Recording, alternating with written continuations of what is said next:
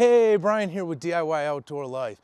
After all of the requests I've got from comments and emails, I finally got some time to come down here to do a review of the 2022 Bushwhacker. This is the 10HD model. There's some good, bad, and ugly, and we're gonna share it with you today. So let's get into this.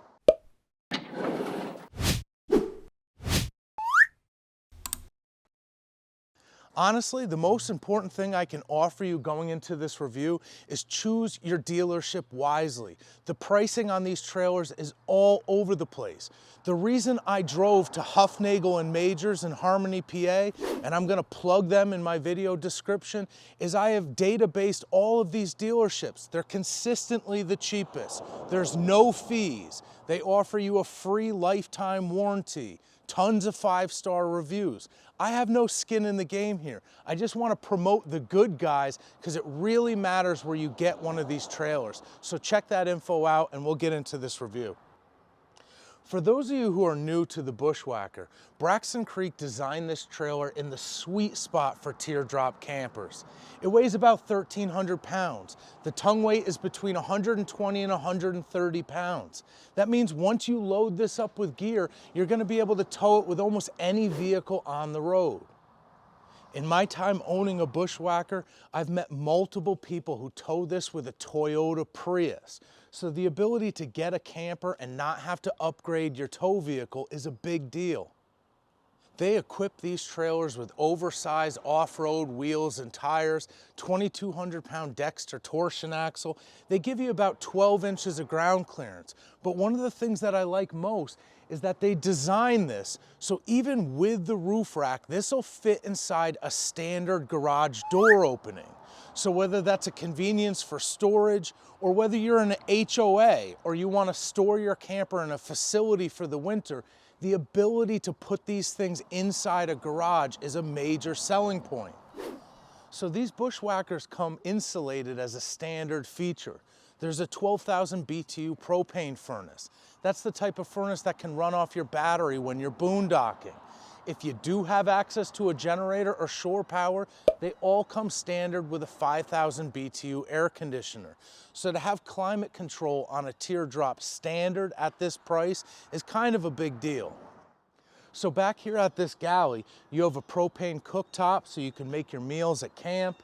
There's a sink and a spray nozzle that's connected to a 24-gallon freshwater reservoir. That's twice the amount of water storage that a lot of these teardrops come with, and that's going to keep you out at camp for longer. On the other side, there's a K2 roto-molded cooler. This is a lot like a Yeti. Now, if you watch the channel, I show you a couple different options for refrigerators that fit in this area. I even did a video on how to easily install a slider on this that really improves the galley on this Bushwhacker. They have the AC and DC power here to easily plug in that refrigerator for a mod. So these 10HDs are 2-door teardrops, and behind each door is some under-the-bed storage. Now this is another really well thought out feature. You can never have enough storage in these tiny campers. It also provides an air gap that contributes to the insulation. This really is a 4-season teardrop.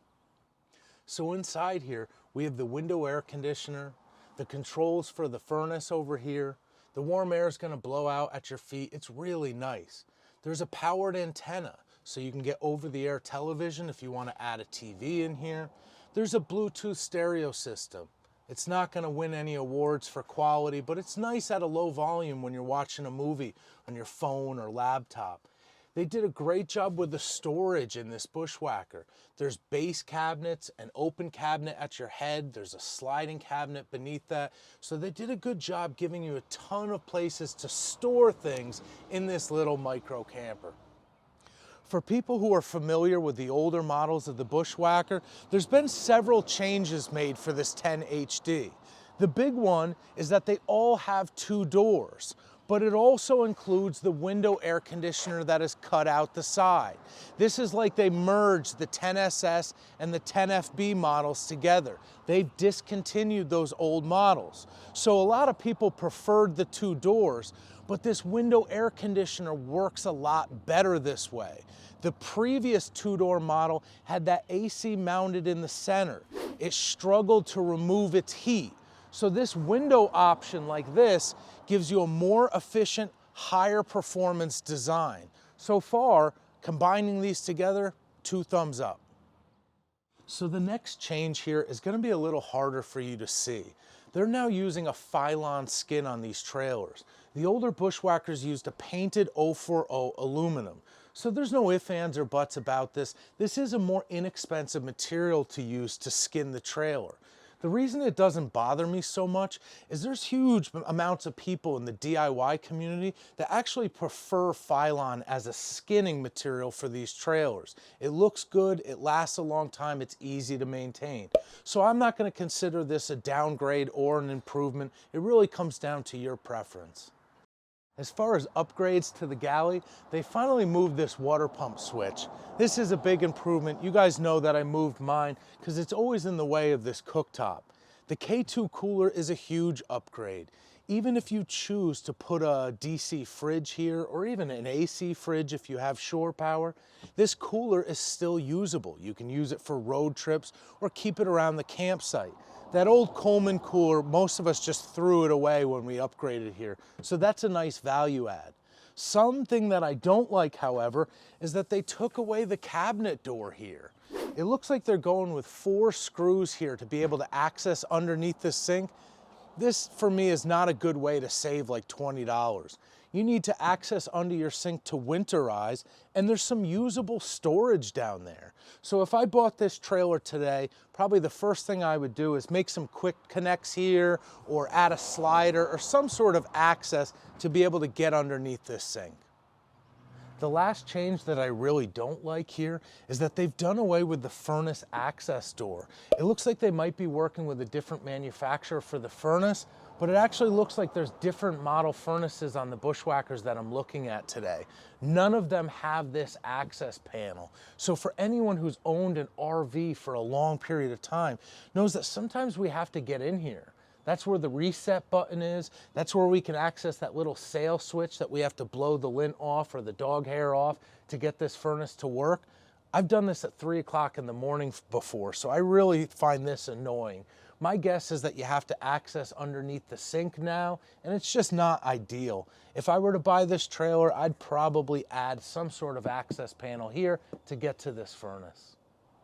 So having the ability to come to Huffnagel & Majors in Harmony, PA, and check out all of these brand new 10HDs was a great experience. Overall, my opinion on this trailer hasn't changed. I love my Bushwhacker. You just have to know what you're getting yourself into. The quality of the structural components is really good. The Dexter torsion axle, the wheels, the tires, it's got good ground clearance, the climate control and insulation. These trailers have an aluminum carriage frame instead of wood. That stuff is excellent. Having a 300-pound roof rack that you can attach an awning to. But it certainly has its Bushwhackerisms. This thing is a brand new trailer, there's sawdust all over. It has a bit of an IKEA feel. Everything is kind of a cheaper particle board on the finishings. But if you know what you're getting yourself into, it's probably the best trailer to get and modify. Most of us that own these trailers like to add things and change things. It's a great platform to do that. Do people just buy this trailer and hop in turnkey? Yes, but it's important that I give you the no sales pitch approach. There's pros and cons to this. But if I was gonna get this trailer today, I would definitely come to this dealership or a dealership that is offering deals like this. I think it's the most important part of getting yourself a new Bushwhacker. So I'm gonna wrap this video up with a final plug for Huffnagel & Majors. These 3 trailers are for sale. If I had some money, I could actually take one of these home with me today. So please check out that link in my description.